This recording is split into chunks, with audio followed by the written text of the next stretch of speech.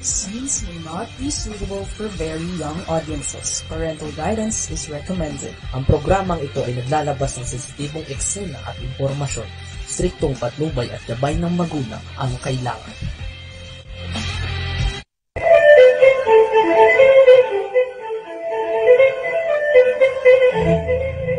Babaeng migrante, may kakampi ka.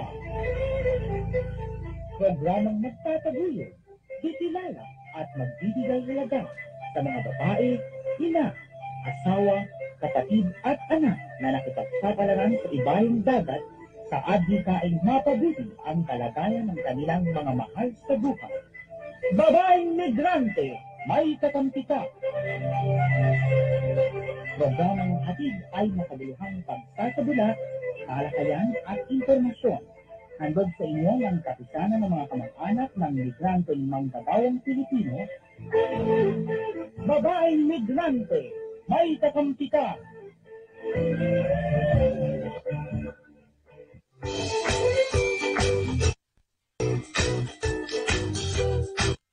Okay, magandang araw po sa ating lahat mga kakampi. Ito na naman po yung lingkod Feni Codemus para sa ating babaeng migrante, may kakampi ka. At ngayon guys lang natin to tingnan at alamin kung ano ba yung kabuang nangyari doon sa travel ng ating Pangulo. Yeah? Sa simula hanggang sa ano. At syempre nagpapasalamat din tayo sa RTBM. Dahil talaga nasubaybayan naman natin ang pagdating ng Pangulong Marcos doon mismo sa Saudi Arabia. Tungayan natin.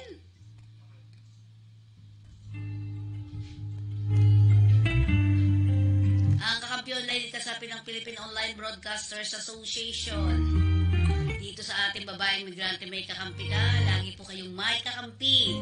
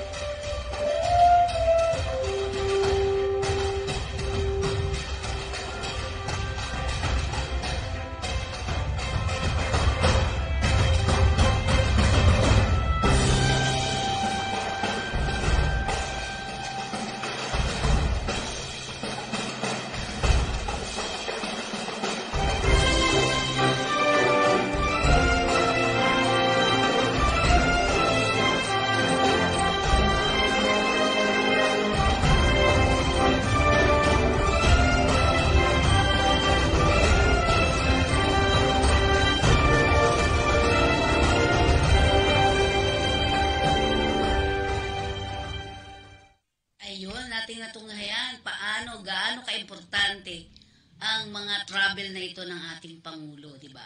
Ito po ay naglalaman din na kung ano ang mga dapat gawin at ano yung mga ipipresenta ng ating Pangulo sa loob ng diyan sa mismong Saudi Arabia. Tunghayan naman natin, ano nga ba ang mga nilalaman ng speech ng ating Pangulo nung nandun na siya sa Saudi Arabia. At paano kinausap ang ating mga kababayan nandun doon? Naku, tuwan-tuwa ang ating mga kababayan.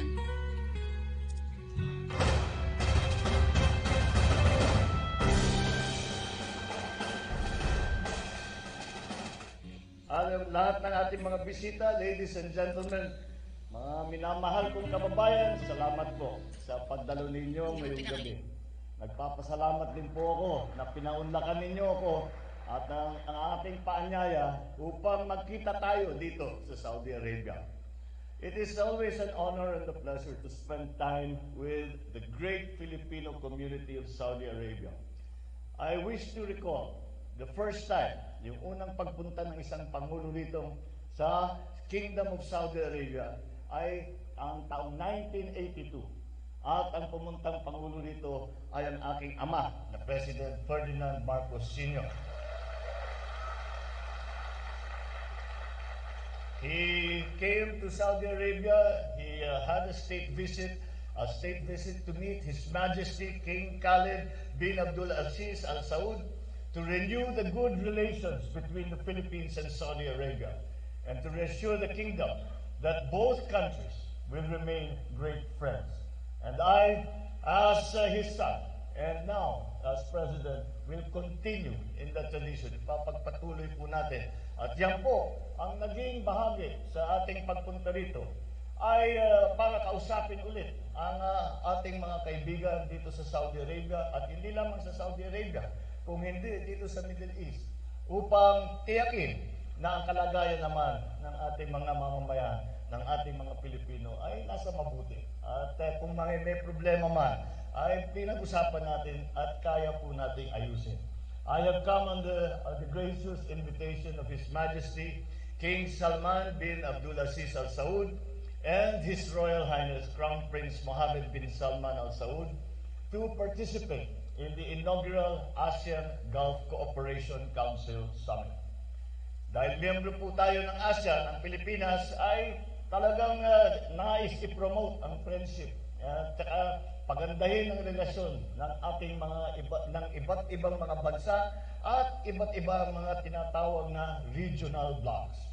The Philippines' vibrant individual relationships with the GCC countries. Ang GCC countries, the Kingdom of Saudi Arabia, ang UAE, Qatar, Kuwait, the Sultanate of Oman, Bahrain, are special because of the millions of Filipinos who have worked and lived and continue to thrive here.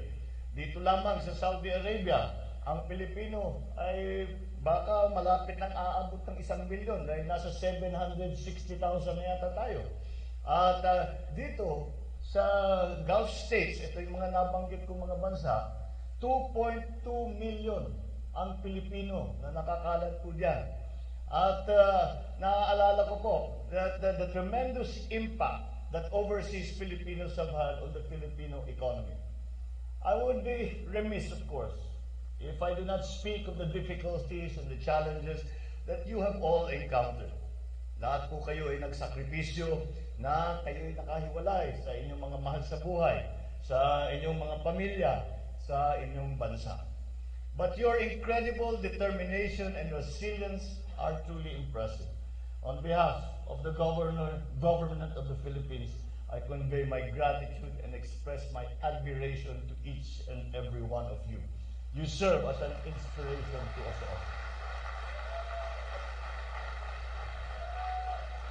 The knowledge and the skills that you have acquired, yung inyong galing at sipag habang kayo'y nandito, have proven to be invaluable assets to the Philippines.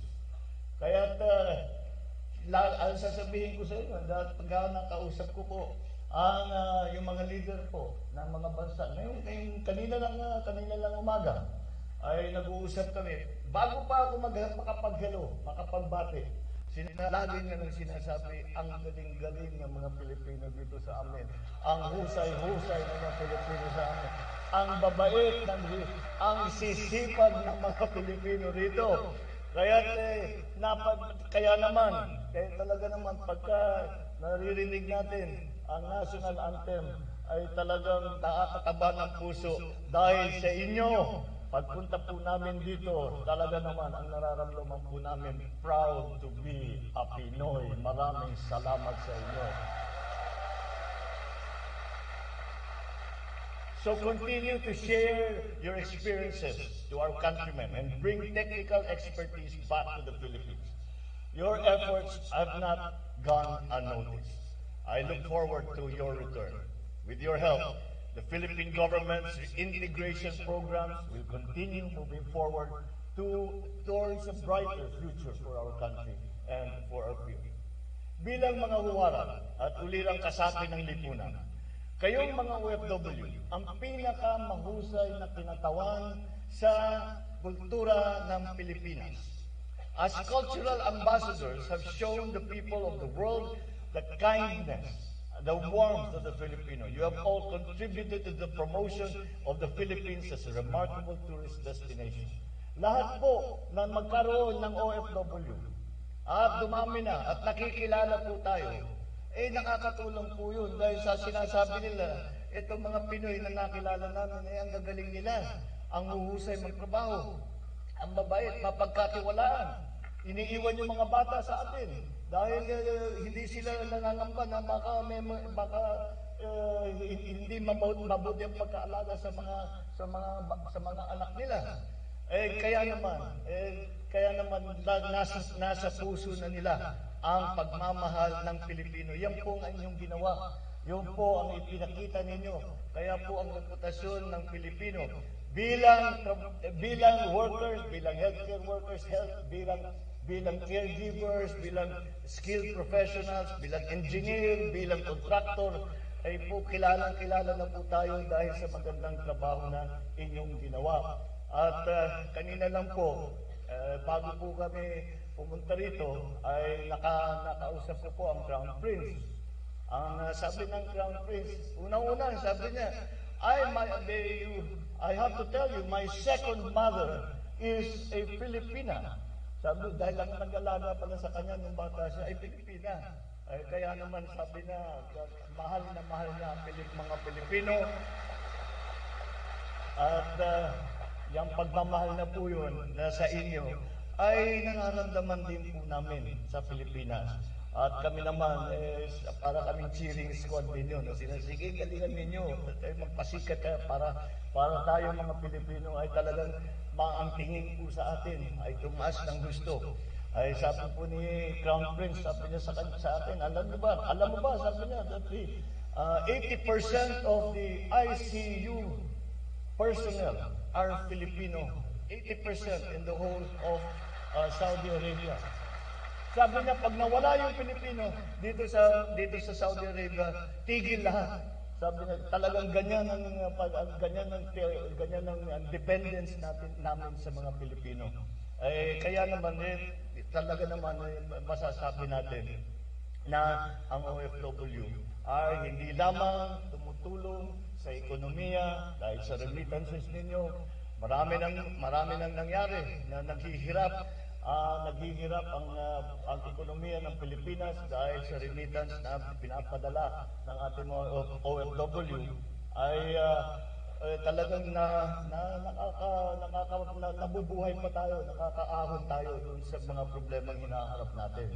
At malaking paghahanga ang nakikita nila dahil matibay, kahit na nagsasakripisyo kayo at malayo kayo sa pamilya ninyo, yun, alam natin na yung sakripisyo ninyo ay para sa pamilya ninyo. At kinahahangaan ito dahil ang ating pagmamahal sa ating mga pamilya naging bahagi ng kultura ng Pilipino at ito'y kinahahangaan ng lahat ng makakita na inyong pagmamahal ng inyong mga pamilya, ng inyong mga komunidad at ng inyong bansa.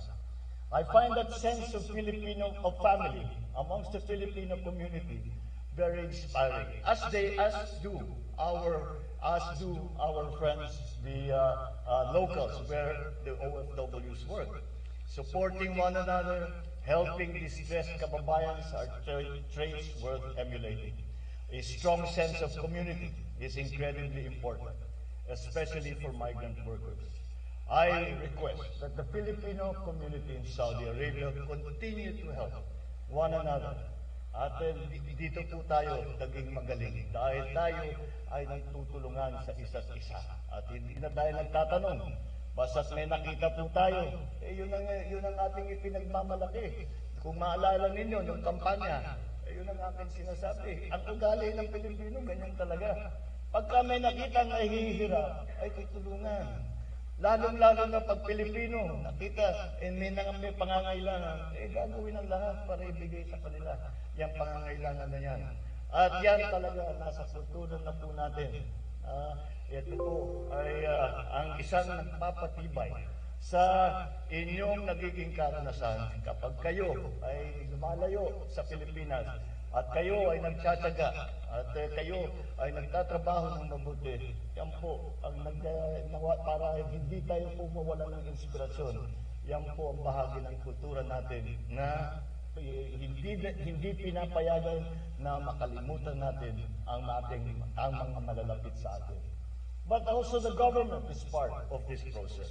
We are committed to providing solutions to ease the lives of overseas Filipinos. I have instructed all the government agencies to utilize digital technology to streamline previously lengthy processes. The OFW Pass, for example, is a digital technology solution that removes the need for paper requirements, making returning to your country of work more convenient. Ito po ay inspirasyon din po ni Secretary Tuts Ople ay tinutuloy lang po namin.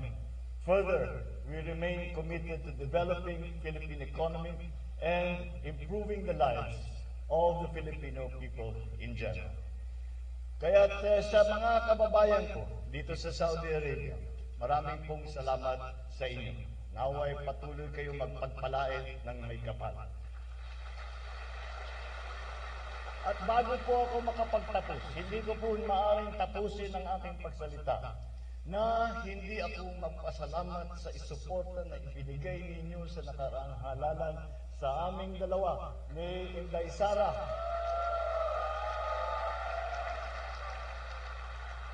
Lalo-lalo na dito sa Saudi Arabia. Hindi naman kami nakapagkampanya rito, pero kayo ay lumabas at nagbigay ng inyong, nagparamdam kayo ng inyong pagmamahal at inyong pagsuporta.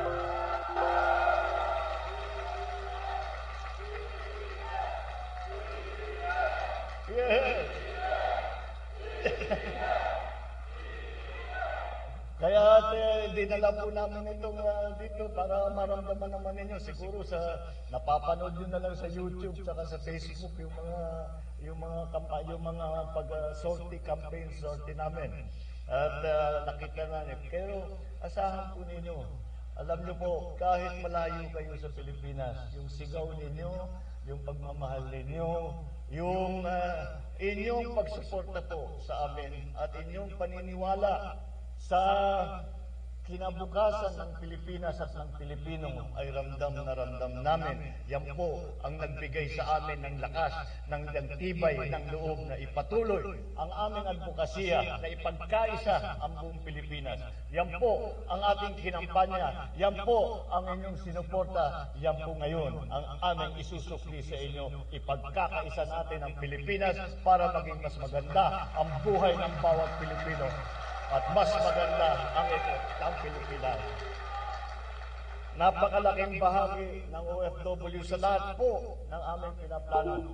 Hindi po namin kayang gagawin lahat ng aming pinaplano kung wala po ang OFW. Kundi po namin maasahan ang trabaho, ang sipag, ang hinahangaan na Filipino overseas workers na kinikilala na ngayon sa buong mundo. Kaya nangyayari po, sa galing talaga ninyo, we have become victims of our own success dahil gustong-gusto ng mga employer na kukunin na, inuuna talaga nila, gusto nila Pilipino. Ang problema, nauubos ngayon yung mga trabaho doon sa Pilipinas. Kaya napalaki ang trabaho ni Dato Teng Mamundadato ng TESDA dahil kailangan nyo mag-retraining para talagang kahit paano meron pa rin namang maiwan na mga magtatrabaho dun sa atin sa Pilipinas. Kaya natutupad naman natin ang ating mga pangarap, matutupad naman natin ang ating mga pangarap basta't ipagpatuloy po natin. Marami pong problema na dumadating, ngunit kagaya ng sabi ko, kagaya ng ugali ninyo, dun sa atin, nakikita ninyo, kahit na may hinaharap na problema, lagi namin iniisip, basta't magtulungan tayo, basta't magkaisa tayo. Kaya ang aming konsepto sa pamahalaan ay yung tinatawag na whole of government approach. Dahil hindi na kaya ng isang departamento lamang ang mga problemang hinaharap natin. Kailangan lahat ng departamento na makatulong ay kasama sa solusyon sa mga problema. At pinalawak pa natin ito dahil hindi lamang the whole of government concept, kundi the whole of nation concept. Dahil ay sinasabi natin, lahat kailangan natin ng tulong ng lahat ng Pilipino para pagandahin ang Pilipinas. Kung tayo ay hindi kasama, hindi nagkakaisa, kung saan-saan po tayo humihila, kung saan-saan po tayo tumutulak. Ngunit, dahil sa suporta po ninyo at sa laki ng ibinigay ninyo na boto sa amin ay makikita natin ay dahan-dahan ay pinagkakaisa natin ang Pilipinas at napatunayan na rin natin na ang Pilipino ay talaga naman mapagmahal. Ang Pilipino talaga ay may lahi ng kabayanihan na hindi mawawala kahit saan man napunta, sa Saudi Arabia man, o maiwan man sa Pilipinas, o mapunta kung saan, sa Europe, sa Italy, kung saan nasa Pilipino. Ang binibiro nga sa kanila, sabi nila, lahat ng puntahan ng Pilipino. Sabi namin, dinadahan namin kayo lahat. After a while, kami na mag-take over lahat kasi kahit saan ka tumunta may Pinoy. At yung mga Pinoy na yan ay nasa magandang posisyon at napakagandang reputasyon. Yan po ang ating inaasahan sa ugali ng Pinoy. Yan po ang inaasahan natin sa kultura ng Pilipino. Kayo po ang pinakamagandang halimbawa ng mga magagandang bahagi ng ating kultura. At iyan ay pinakita ninyo sa inyong pagbiyahe, sa inyong pagtrabaho. Kaya naman po, pati na ang Pilipinas at ang mga naiwang Pilipino sa Pilipinas ay nararamdaman ang pagmamahal na kung tutuusin ay nanggaling sa trabaho ninyo, nanggaling sa sipag ninyo, nanggaling sa galing ninyo. Kaya uli, maraming salamat. Mabuhay ang OFW! Mabuhay ang Pilipino! Mabuhay tayong lahat! Maraming salamat po at magandang gabi po sa inyong lahat. Ang Pangulo ng Republika ng Pilipinas, Ferdinand R. Marcos Jr.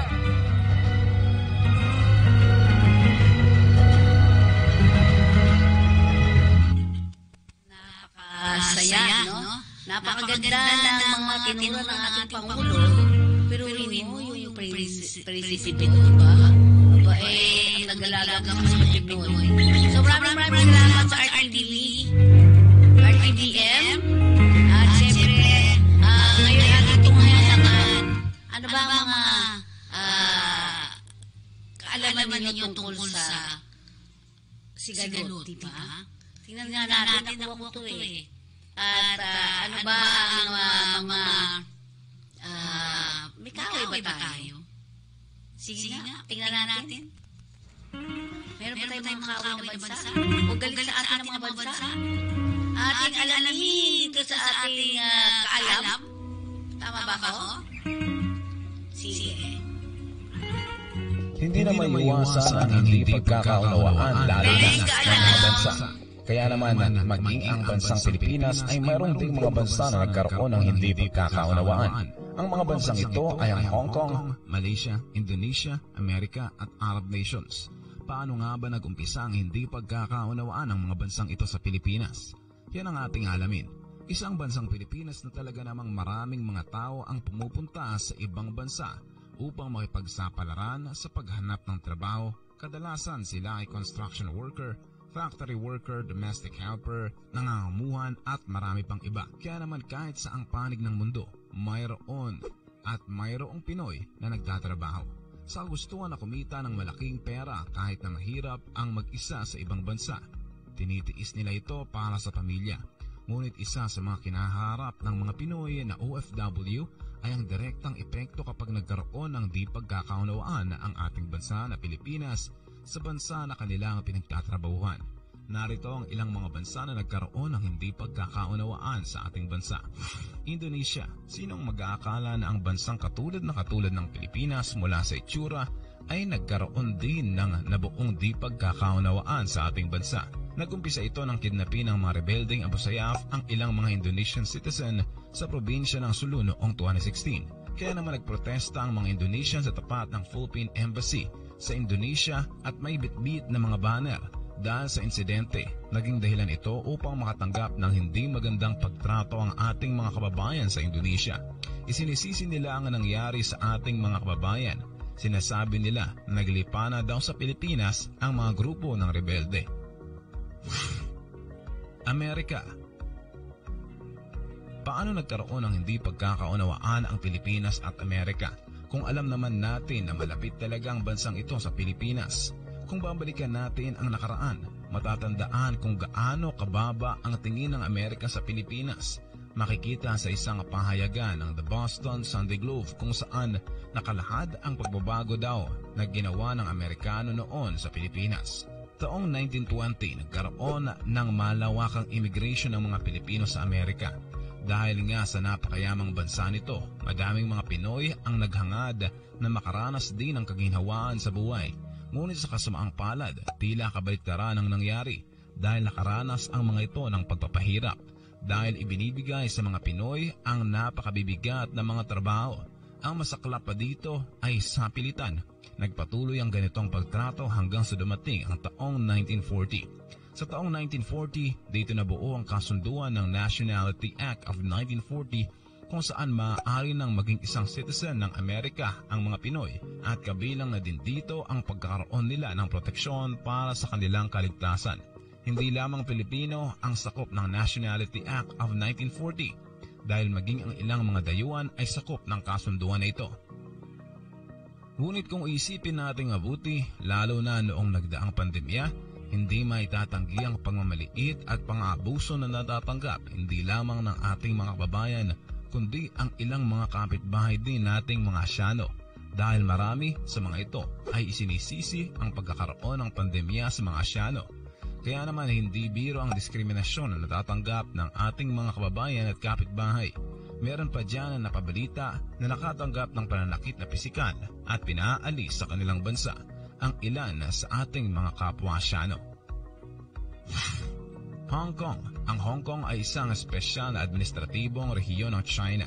Nasa halos 238,000 mga Pinoy ang nagtatrabaho dito at karamihan sa kanila ay mga domestic helpers. Nag-umpisa ng hindi pagkakaunawaan ng ating mga kababayan at mga mamamayan ng Hong Kong noong taong 1970s at 80s. Alam naman natin na marami sa ating mga kababayan ang naghahangad ng mataas na sahod. Nang mga panahon na yon ay talaga namang lumobo ang bilang ng mga Pinoy na gustong magtrabaho sa bansang Hong Kong. Humantong ito sa punto na mas marami na ang bilang ng mga Pinoy na nagtatrabaho at bumaba naman ang bilang ng mga Chinese na mayroong trabaho. Kaya naman nagdulot ito ng inggit at galit sa mga Pilipino. Bumuo pa mismo ng samahan ng mga Chinese kung saan tinawag nila itong Democratic Alliance for Betterment of Hong Kong, kung saan isa sa layunin nito ay ang pababain ang bilang ng ating mga kababayang Pinoy na mayroong trabaho sa bansa nila at bigyan ng trabaho ang sarili nitong mamamayan. Muling nanumbalik ang galit ng mga Chinese sa mga Pinoy nang mangyari ang hostage-taking sa Carino Grandstand.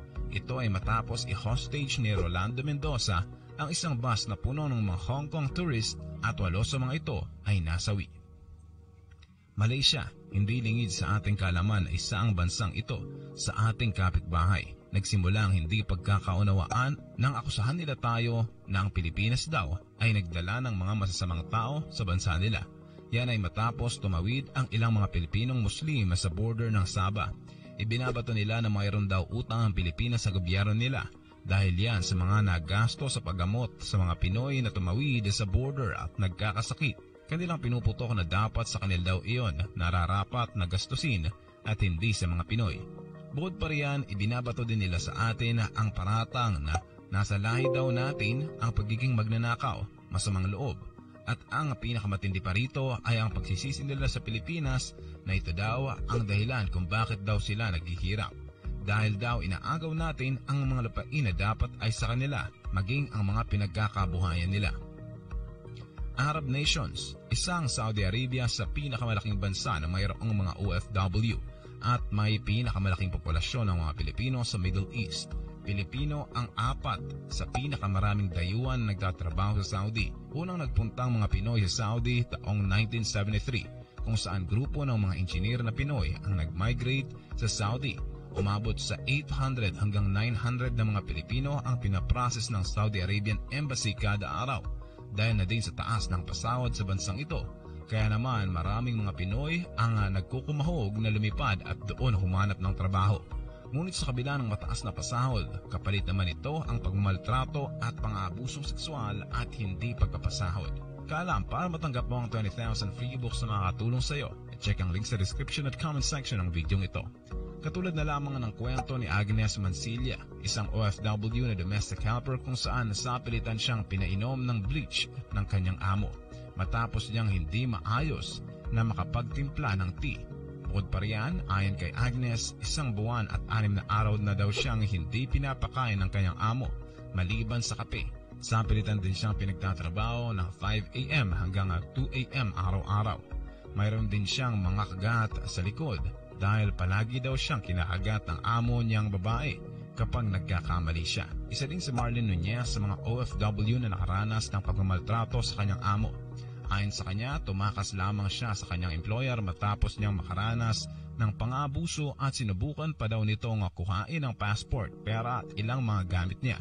Kaya naman napagdesisyonan niya na tumakas at pumunta sa pinakamalapit na police station at magpa-rescue sa Philippine Embassy. May mga tao talagang ganito ang pagtrato sa mga Pinoy. Dahil para sa kanila, sila ay mataas at may karapatan sa isang tao dahil ito ay binabayaran nila.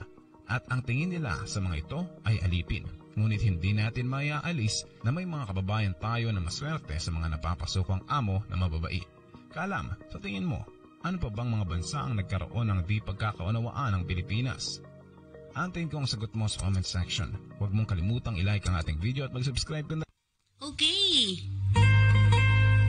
Ayan, di ba? Kita naman natin at narinig kay Kaalam, di ba? Subscribe kayo kay Kaalam, marami kayong matututunan. Okay, at syempre, nakuha naman natin ngayon ang sigalot.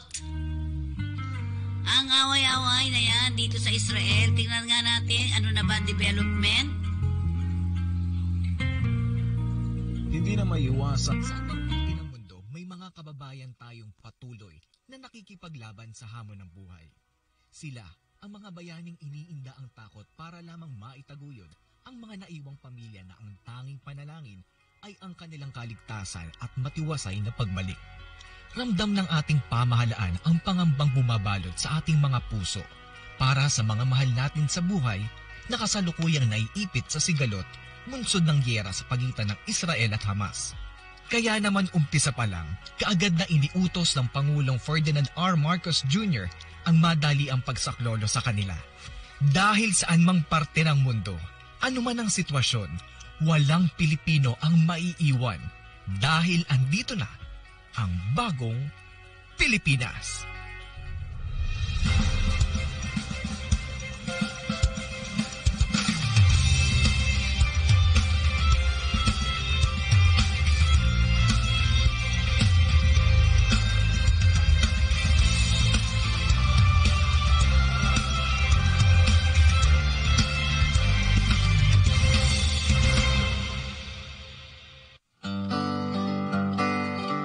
Tinaguri ang The Promised Land ang Israel at para sa ilan nating mga kababayan, sumisimbolo ito ng bagong pag-asa. Kaya naman hindi nakakapagtaka na aabot sa mahigit 28,000 overseas Filipino workers ang piniling magtrabaho sa Israel. Karamihan sa kanila mga caregivers at hotel workers. Ngunit sa isang iglap lang, ang bagong pag-asang ito ay nabalot ng bangungot matapos biglang lusubin ng Hamas ang Israel at isagawa ang walang pakundangang pagpaslang noong October 7. At dito na nga, sumiklab ang panibagong digmaan sa pagitan ng Israel at Hamas. Israel is at war. We didn't want this war. It was forced upon us in the most brutal and savage way. But though Israel didn't start this war, Israel will finish it. Hindi na bago ang nararanasang sigalot sa pagitan ng Israel at mga kalapit na bansa nito. Malalim na rin ang pinag-ugatan ng iringan sa teritoryo mula pa ng panahon ng ikalawang digmaang pandaigdig. Dahil sa pagtugis ng Nazi sa mga Hudyo sa bansang Alemanya, nagkaroon ng malawakang paglikas. At sa bisa ng ipinasang Resolution 181 ng United Nations General Assembly taong 1947, nabuo ang bansang Israel sa lupaing sakop ng Palestine. Mariing kinontra ng mga Arabo ang pagkakahati ng kanilang teritoryo na nagresulta sa kaguluhan at samot-saring digmaan. Mula sa maliit na lupain sa Palestine, mas lumawak pa ang teritoryong sinasakupan ng Israel at pinag-igting ang depensa nito gamit ang pinakabagong teknolohiya sa pakikipagdigma tulad ng Iron Dome.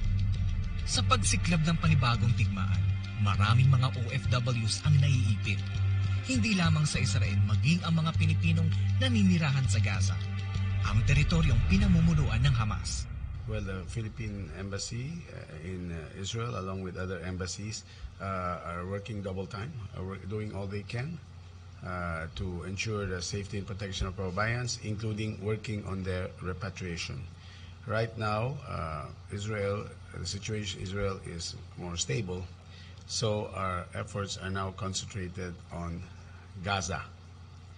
Ayon sa ulat ng Department of Foreign Affairs, 4 na Pilipino na ang kumpirmadong nasawi sa Southern Israel mula nang sumiklab ang digmaan nitong October 7. Habang 135 Filipinos naman ngayon ang naiipit sa Gaza dahil sa ginagawang pag-atake ng Israel. Karamihan sa kanila ay mga Pilipinong nakapangasawa ng mga Palestino. And not one has been repatriated yet because of the fact that Gaza is under a blockade. But we are working on it.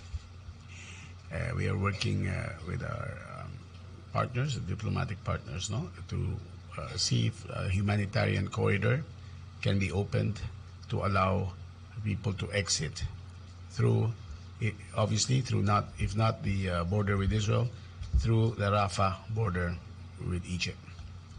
Suma total, umaabot na sa 1,400 Israeli ang napaslang, habang aabot naman sa mahigit 3,000 Palestino ang namatay sa Gaza.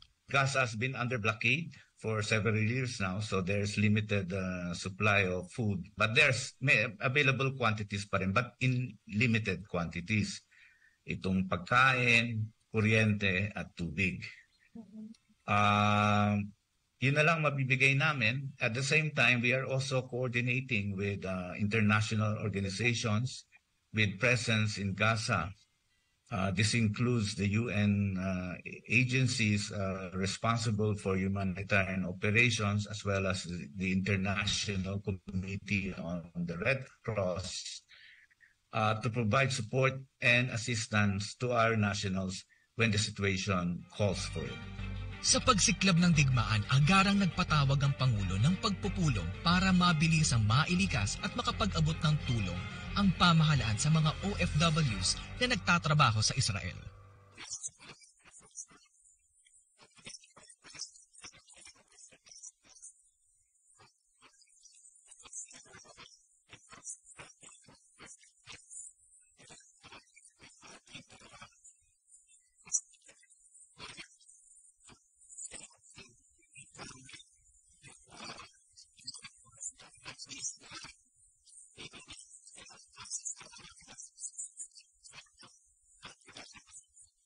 Ayon sa Embahada ng Pilipinas sa Jordan na siyang may saklaw sa Gaza, nasa 72 kababayan na natin ang nagpahiwatig na makasama sa repatriation program ng pamahalaan.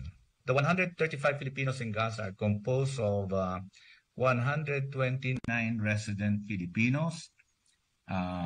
Many of them are married to Palestinians, and this number includes also their children and grandchildren. We also have 3 Filipino tourists in Gaza, 2 doctors working for Doctors Without Borders, and 1 Filipino worker who has been in Gaza since 1999. The 135 Filipinos have heeded our advice to relocate to Southern Gaza. Nandun na sila sa Southern Gaza. They're in the Rafah Governorate, which is very near the Rafah border crossing. We received reports that the Rafah border crossing will open soon after an agreement was reached to bring in humanitarian aid to Gaza. Now, we hope that this agreement will be implemented soon so that our nationals, other nationals, including our Filipino nationals, will be allowed to cross the border and enter Egypt. And eventually, from there, they will be picked up by our Philippine Embassy in Cairo, and brought to Cairo for their repatriation to the Philippines. Sa unang ginawang repatriation program ng pamahalaan para sa mga OFWs sa Israel, umabot sa 16 ang bilang ng mga OFWs ang nakauwi sa kani-kanilang pamilya, habang 18 naman ang napasama sa ikalawang repatriation program.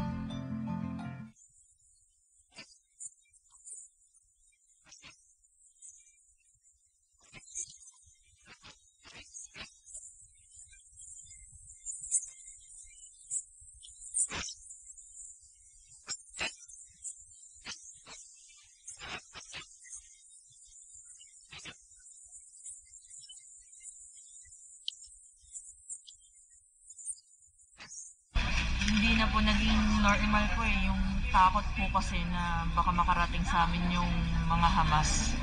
Kasi hindi ko po alam kung anong pwede pong mangyari. Na baka lumala o para makauwi na po ako kasi single parent po ako. Nangangamba po ako sa mga anak ko. Saka para po kung sakali, hindi mahirapan ng gobyerno na mag-repatriate ng sabay-sabay ng mga Pilipino po doon. May narinig po kaming bomba, tapos nagsirena po agad. So, yun po, may dala-dala po akong baby. So, tatakbo kami sa bomb shelter. Past years, nararanasan ko naman po yun, pero hindi siya ganun katindi. Pero ngayon po na may baby din po ako, yun po yung medyo scary po para sa akin. Takot kami kasi may mismong bumaksak na bomba malapit dun sa bahay. Kasi matagal na ako sa caregiver sa Israel eh. Pero nung inabot ako ng mga ito ang pinakamagulo. Patuloy naman na isinasaayos ng Embahada ng Pilipinas sa Jordan ang paglikas sa mga kababayan nating naiipit sa nagaganap na digmaan sa Gaza. Problem is the delay of the border crossing is largely due to the inability of Egypt, Israel, and the U.S. to reach an agreement. Egypt wants humanitarian aid to enter Gaza before they will allow foreign nationals, including Filipinos, to exit Gaza and enter Egypt. They want to bring their Palestinian spouses with them.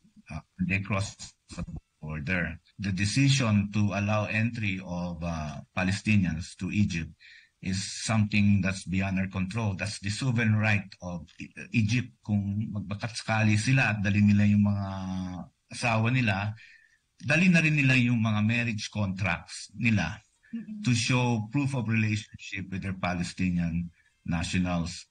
We can't really tell when the border will open, but we are thankful that there has been reported agreement to allow humanitarian aid into Gaza. Sa pag-uwi ng mga kababayan natin mula sa Israel, samot-saring tulong mula sa pinagsanib na puwersa ng iba't ibang ahensya ng pamahalaan ang sumalubong sa kanila upang agarang matugunan ang lahat ng kanilang mga pangangailangan.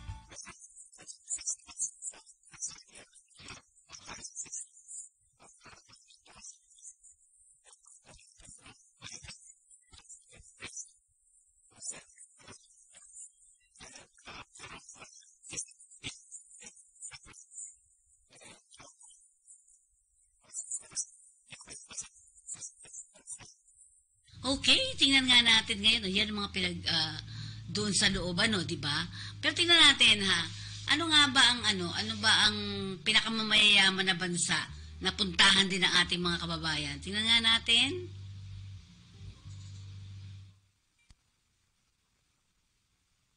Labing-dalawang bansa na pinakamayaman sa buong mundo as of 2023. Alam mo ba kung anong bansa ang pinakamayaman ngayon? Pang-ilan kaya ang Pilipinas?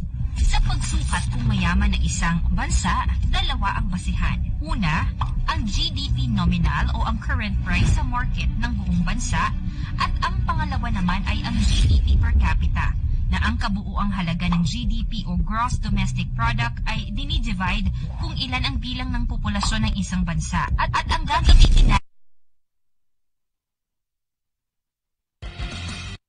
economy sa buong mundo. Apat ang pangunahing nagpapalago sa kanilang ekonomiya. Ito ang fuel, energy, manufacturing, at tourism. Dito nagmula ang BlackBerry Phone, Sun Life Financial at Manulife na mga insurance company, at according sa Corruption Perceptions Index, ang Canada ay isa sa mga pinakamababa ang antas ng korupsyon. Italy, $2.17 trillion. Ang Italy ay may 60 milyong populasyon na may GDP nominal na $2.17 trillion. Ito ay pang-apat sa pinakamayaman sa Europa at pang-walo naman sa buong mundo. Ang Italy ay nakararanas ng high unemployment rate, pero dahil sa exports at entertainment ay nakaka-recover ang ekonomiya nito. Sikat ang Italy pagdating sa architecture, culture, art, opera, literature, film at fashion. Dito nagmula ang pizza at pasta, Mona Lisa, Last Supper painting ni Leonardo da Vinci, at Colosseum na pinakamalaking amphitheater sa buong mundo. France, $2.92 trillion. Ang France ay pangatlo sa pinakamataas na ekonomiya sa kontinente ng Europa at pang-pito naman sa buong mundo na may GDP na umaabot sa $2.92 trillion. Ang ekonomiya ng France ay free market-oriented economy. Ang chemical industry, agriculture at tourism ang nagpapaunlad sa kanilang ekonomiya. Kaya naman ang bansang ito ang pinakabinibisita ng mga turista sa buong mundo. Dito lang naman matatagpuan ang Eiffel Tower at ang kilalang valuable brands sa buong mundo, gaya ng Louis Vuitton, Dior at AXA. Nandito rin ang pangalawa sa pinakamayamang tao sa buong mundo at siya ang pinakamayaman sa buong Europa na si Bernard Arnault. United Kingdom, $3.16 trillion. Ang United Kingdom ay binubuo ng England, Scotland, Wales at Northern Ireland. Maraming sports ang nagsimula dito, gaya ng football, rugby at cricket. Ang United Kingdom ay may $3.16 trillion GDP, pang-anim sa largest economy sa buong mundo, at pangalawa naman sa buong Europa. Ito ay may 67.7 million population. Ang sektor ng serbisyo tulad ng finance, retail at entertainment ang mga nagpapataas ng GDP sa bansa. Bukod sa sports, magaling din ang UK sa literature. Dito galing sila William Shakespeare at Charles Dickens. Dito mo rin makikita ang misteryosong monumento, ang Stonehenge. India, $3.74 trillion. Ang India ang pang-pito sa pinakamalaking bansa sa buong mundo at bansang may umaabot na 1.4 billion population. Nalagpasan ito ang China ng mabilis nitong 2023. Bagamat napakaraming tao nila, sila lang naman ang pangatlo sa pinakamayamang bansa sa buong Asia at panglima sa buong mundo in terms of GDP per nominal na umaabot sa $3.74 trillion. Ang sektor ng serbisyo, manufacturing, agriculture ay mahalaga sa pag-unlad ng kanilang ekonomiya. Ang India ay nakilala sa kanilang kultural, natural landscapes, religion, indie film industry, at dito mo rin makikita ang Taj Mahal. Germany, $4.31 trillion. Ang Germany ay pinakamayamang bansa sa buong Europa at stable sa top 4 sa largest economy sa buong mundo na may $4.31 trillion GDP. Kamakailan, ang Germany ang itinanghal na world champion sa FIBA basketball na ginanap dito sa ating bansa.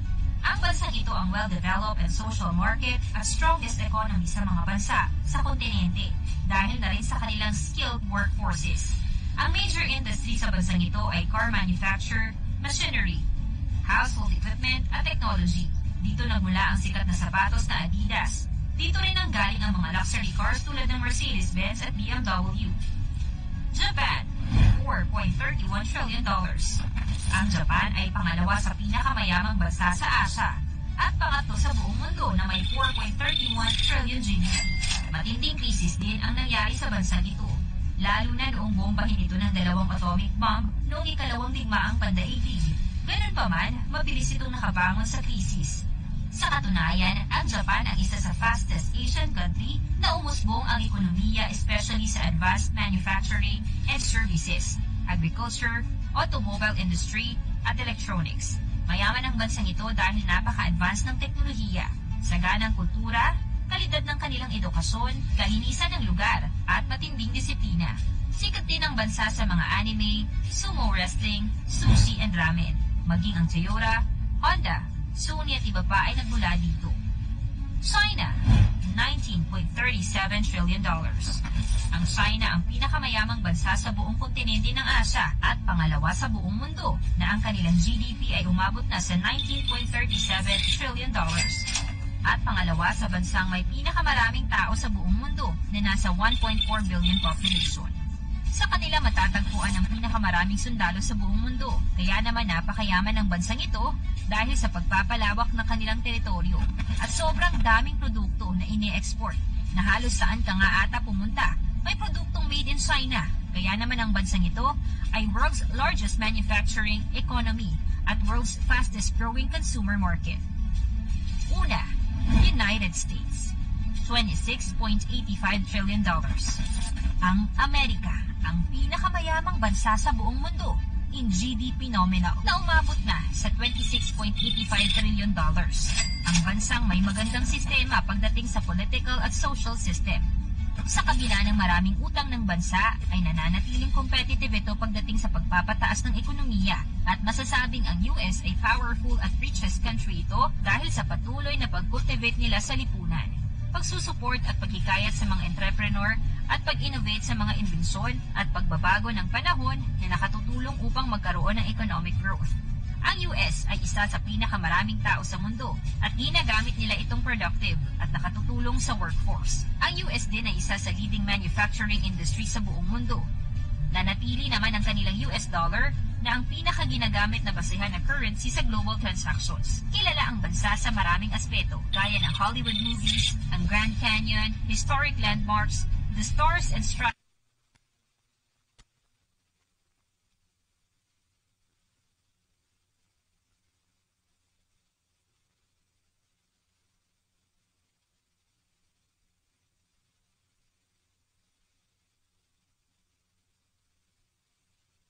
Okay, at syempre mga kakampi, yan na lang po ang ating latest balita dito sa ating babaeng migrante. May kakampi ka.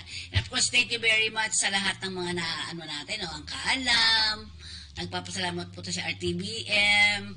At saka sila isa, Soksay. Okay, maraming pong salamat sa inyong lahat. Bye-bye and see you ulit dito sa ating babaeng migrante. May kakampi ka.